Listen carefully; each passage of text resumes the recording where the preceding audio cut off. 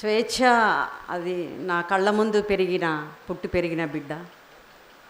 అంతకుముందు అక్కడిక్కడ పెళ్ళిళ్ళల్లో మీటింగ్లల్లో అక్కడిక్కడ చూసేవాళ్ళం. కానీ శంకర్ అన్నకి కరోనా కొంచెం ప్రాబ్లం అయినప్పుడు అది ఇంకెక్కువ కనెక్ట్ అయింది స్వేచ్ఛ నాకు. మట్టి పూలు అప్పుడు కూడా తనకి కంగ్రాట్స్ చెప్తే చాలా సంతోషపడింది. నువ్వు మా మట్టి పూల గాలివి కాదు స్వేచ్ఛ, నా మట్టి పూల కొత్త గాలివి అంటే చాలా సంతోషపడ్డది, చాలా సంబరపడ్డది. అట్లా అంటే ఫోన్లో మాట్లాడుకునే వాళ్ళం, చాటింగ్ చేసుకునే వాళ్ళం. ఒకసారి అక్క నువ్వు పొలిటికల్ లీడర్ అయితే నీ భవిష్యత్ అంతా నీదే అక్క అంటే బాగా నవ్వుకున్నాం. ఇప్పుడు నాకు భవిష్యత్తు ఏంటి, భవిష్యత్తు నువ్వు పొలిటికల్ లీడర్ కావాలి కదా. అప్పుడు జర్నలిస్టులో ఎలక్షన్స్ అప్పుడు కూడా తను విన్ అయినప్పుడు చాలాసేపు మాట్లాడుకున్నాం. తను అంటే అది ప్రేమగా స్నేహంగా ఉన్నప్పుడు ఎంత చిన్నపిల్ల లాగా మాట్లాడేది. కానీ స్టేజ్ ఎక్కితే ఆమె విజన్ ఏంటో కనిపించేది. ఒకసారి నా పుస్తకానికి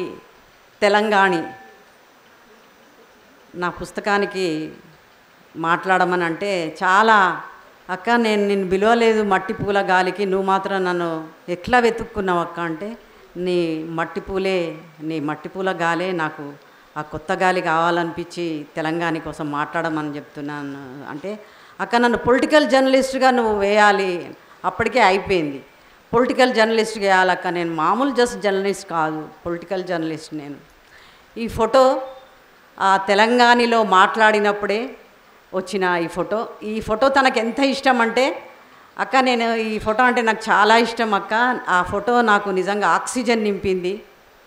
తను మాట్లాడినప్పుడు మాకు రాజేందర్ అమ్మ కాంటెంపరీస్ రాజేందర్, సంపతన్న, ఇంకా ఎవరు మన నారన్న, ఇట్లా మా తరం వాళ్ళంతా వచ్చి తను మాట్లాడిన తర్వాత చాలా సంతృప్తి పడ్డారు. మనకేమీ ఇది లేదు, ఇగో మన కొత్త తరము ఇంత అడ్వాన్స్గా, ఇంత ధైర్యంగా, ఇంత చైతన్యంగా మాట్లాడుతున్నారు. మన స్వేచ్ఛ చాలు మనకు బతకడానికి, మనం హాయిగా పోవడానికి అని. అది ఈ సందర్భంలో అప్పుడు నీకు భవిష్యత్తు ఉందాక పొలిటికల్ భవిష్యత్తు అంటే నాకేం భవిష్యత్తే, నేను చచ్చిపోతే నువ్వు నా సంస్మరణ బాగా చేయాలి స్వేచ్ఛ అంటే నీ సంస్మరణ అయితే నేను చేయాల్సినంత ఇదేమొస్తుంది అక్క, చిచి నువ్వు అట్లా మాట్లాడొద్దు, నువ్వు మా తర్వాత కూడా బతుకుతావు అక్క అని అన్నదేదో మామూలుగా అనుకున్నాం. కానీ తన కోసము నేను సంస్మరణలో మాట్లాడాల్సి వస్తుందని ఎప్పుడూ అనుకోలేదు. స్వేచ్ఛ నిజంగా మా మట్టి పూలు అక్క, నువ్వు మీరు మట్టి పూలు కదా, మీ మట్టి పూల గాలిని అని అంటలేదు, నువ్వు కొత్త గాలివి స్వేచ్ఛ అని. తర్వాత నన్ను కొన్ని సినిమాలు చూడమన్నది తను. ఎనోలా మూవీ అంట, ఎనోలా 1, ఎనోలా 2 అక్క, అది మదర్ డాటర్స్ కదా స్టోరీ, అది చాలా బాగుంది అక్క, నువ్వు చూడాలి అది అని. తర్వాత స్ట్రెస్ రిలీఫ్ కోసం నేను ఏం చేస్తున్నా అక్క నువ్వు కూడా చెయ్యి, ఇగో ఫలానా అని తను నాకు కొన్ని వీడియోలు, కొన్ని సజెషన్స్ కూడా పంపించేది. అట్లా చాలా చాటింగ్లు చేసుకునేవాళ్ళం. మే 24న అక్క బాగా అలసిపోయినక్క నేను అని అంటే టేక్ కేర్ బేబీ అని చెప్పిన. ఆ తర్వాత మళ్ళీ నాకు తను ఫోన్ చేయలేదు. ఇక ఆ దుర్వార్త విన్న తర్వాత మొత్తం గుండె అంతా బండబారింది, మైండ్ కూడా పంజలు ఒక గంట దాకా అని నేను కృపాకర్ చెప్పిండు, అది సోషల్ మీడియాలో ఎక్కడో చూసి. అంటే చాలా స్నేహం పెరిగింది ఈ మధ్య. ఇంకొకటి ఏంటంటే మనం అడ్వాన్స్ కావాలి, రాజ్యాంగము మనకు చాలా కొన్ని స్వేచ్ఛలు ఇచ్చింది. ఆ రాజ్యాంగంలో ఉండే గోప్యత, మనిషి గోప్యత హక్కు అనేది, అంటే మీడియాకి కులం ఉంటుంది, మతం ఉంటుంది, ప్రాంతం ఉంటుంది, జెండర్ ఉంటుంది, అవన్నీ ఆ ఆధిపత్యాలన్నీ మనం మీడియాలో చూడొచ్చు.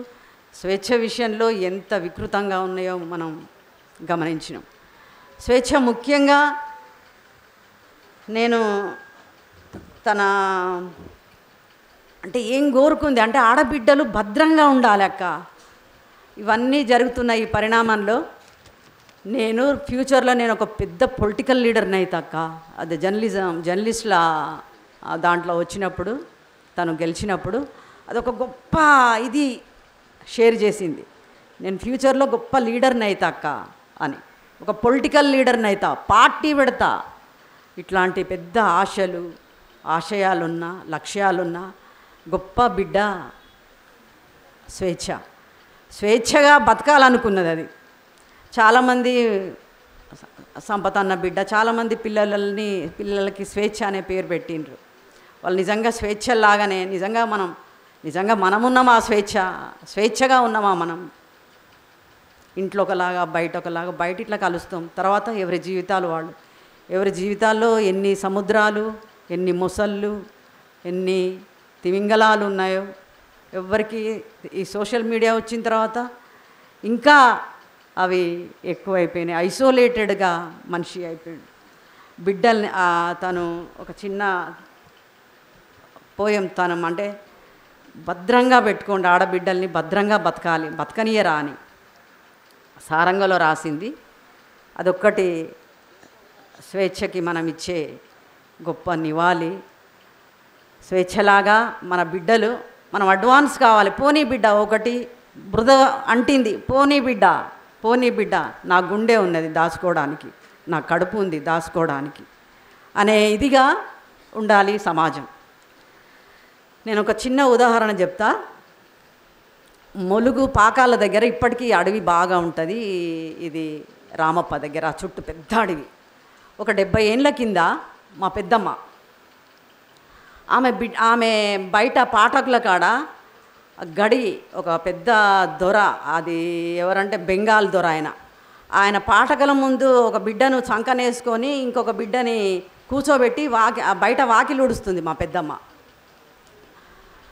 ఊడుస్తా అంటే పులి, అంటే ఇప్పుడే అట్లా ఉండే, అప్పుడు పులి వచ్చి ఆ కూర్చున్న బిడ్డను నోట కరుచుకొని పోతే ఆమె ఒక కట్టె పట్టుకొని దాని వెనుక 2 కిలోమీటర్లు చీకటి ఆ చిక్కటి అడవి. అది మామూలు చిట్టడవి కాదు, చాలా పెద్ద అడవి. దాని వెనుక 2 కిలోమీటర్లు ఉరికింది కర్ర పట్టుకొని బిడ్డనెత్తుకొని. అప్పుడు అందరు అన్నారు, నరసవ్వ నువ్వు గంత దూరం ఉరికినవే, ఆ పులి వెనుకకు మరితే ఏం చేసేదానివి? కాదు, దాన్ని చంపి నా బిడ్డను తెచ్చుకునేదాన్ని. పులి లాంటి సమాజం ఇది, పులుల సమాజం ఇది. ఈ పులుల సమాజము మన బిడ్డల్ని అట్లా కరుచుకొని ఎత్తుకపోయినప్పుడు మనం గుండె, కడుపు, ధైర్యం ఇవ్వాలి. అది మనం మిస్ అయినమేమో అని నాకు అనిపిస్తుంది. అందరు తల్లులు, అందరు తండ్రులు, సమాజం, సమూహం. సో అది మనం అడ్వాన్స్ కావాలి. పోనీ బిడ్డ బురదంటిందా, పోనీ ముళ్ళు గుచ్చిందా, పోనీ బిడ్డ బతకాలే బిడ్డ. ఎట్లా బతుకుతేంది? బతకాలే, బతుకు చాలా విలువైంది అనే ఒక గుండె ధైర్యం సమాజాలు, కనీసం ఈ ప్రోగ్రెసివ్ ఎలిమెంట్స్, ప్రోగ్రెసివ్ సమూహాలు, కమ్యూనిస్ట్ సమూహాలు ఇవన్నా అప్డేట్ అవుతుంది సమాజం. అప్డేట్ అంటే ఇట్లా వికృతంగా అయినప్పుడు మనము పిల్లల్ని, ఇప్పుడున్న జనరేషన్ని ఎట్లా కాపాడుకోవాలి, ముఖ్యంగా ఆడపిల్లల్ని, ఆ విషయం తను సారంగలో ఒకటి అన్న అయిపోయింది పద్యం రాసి, అదే గొప్ప తను కోరుకున్నది స్వేచ్ఛ. బిడ్డలందరినీ భద్రంగా బతకనిస్తారా అడుగుతుంది అది సమాజాన్ని, ఈ పులి లాంటి సమాజాన్ని, ఈ క్రూరమైన సమాజాన్ని. బిడ్డలందరినీ భద్రంగా బతకనిస్తారా? అప్పుడు ఒకసారి నిర్భయ, ఇప్పుడు కోలకత్తా ట్రైనీ డాక్టర్. మధ్యలో మనం పట్టించుకోని శోకాలెన్నో, వినిపించుకోని ఆక్రందనలెన్నో. అయినా శరీరాలు రక్తాలు కారేదాకా, ప్రాణముండగానే మాంసం ముద్దలయ్యేదాకా, హింసకు ప్రాణం పోయేదాకా భద్రతనో రక్షణనో బాధ్యతనో గొంతెత్తి అడగలేక కదా. ఏం జరిగినా జరగనట్టే, ఏదో అయిపోయిందిలే అన్నట్టే, ఏం చేయగలం అనుకున్నట్టే, ఇంకో ఇంటి బిడ్డ చచ్చినా నా ఇంటి దాకా రాలేదనో, చావు ఇంటికి నీ ఇంటికి వందలు వేల అబద్ధపు గోడలు కట్టుకొనో, నిన్న అయ్యాల రోడ్ల మీదకి వస్తున్న నా దేశ ప్రజలారా, చదువు కోసమో ఉద్యోగం కోసమో బడి కోసమో బడలిక కోసమో బయటకు వచ్చిన ఆడబిడ్డని ఒక్క వంకర చూపు కూడా చూడొద్దని మనస్సాక్షికి చెప్పుకొని మీ చుట్టూ ఉన్న బతుకులకు కూడా భద్రత ఉన్నదని ధైర్యంగా చెప్పలేకపోయినారా? పరాయి బిడ్డ పానం పోకముందే ఈ భయాన్ని ధైర్యంగా మార్చకపోయినారా? రక్షణ అంటే అడగడమో అడుక్కోవడమో పోరాడటమో కాదని ఆత్మ గౌరవమని ఎలుగెత్తి చాటలేకపోయారా? ఇప్పటికైనా న్యాయం కోసం ఒక్కటైనందుకు నీ ఇల్లే కాదు ఏ ఇల్లు చావిల్లు కానీయమని మీ మనసుకైనా మాటిచ్చుకుంటారా? బిడ్డలందరినీ భద్రంగా బతకనిస్తారే? ఇది స్వేచ్ఛ కోరుకున్న బిడ్డలందరికీ, సమాజంలో ఉన్న బిడ్డలందరినీ ఉద్దేశించి రాసుకున్న కవిత. ఈ కవిత స్వేచ్ఛగా కోరుకున్న ఆశయము.